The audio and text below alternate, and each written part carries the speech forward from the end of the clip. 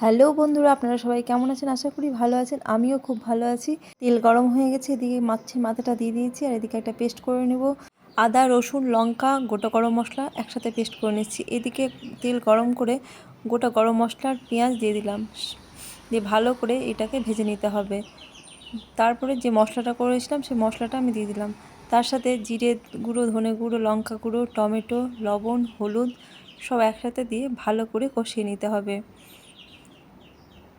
ঢেকে ঢেকে মশলাটা আমি কষিয়ে নেব। এবার মশলা থেকে তেল ছেড়ে আসার পর সেদ্ধ করা ভেজে রাখা আলুগুলো আমি এতে দিয়ে দেব, দিয়ে ভালো করে আরেকবার কষিয়ে নিতে হবে।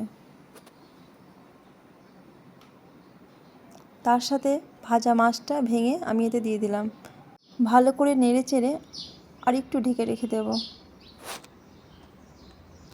দেখুন আমার প্রায় আলুটাও সেদ্ধ হয়ে গেছে ভালো মতো।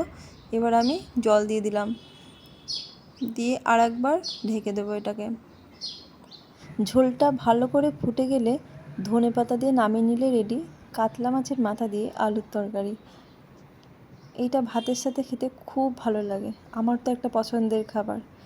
তাহলে সবাই ভালো থাকবেন, সুস্থ থাকবেন।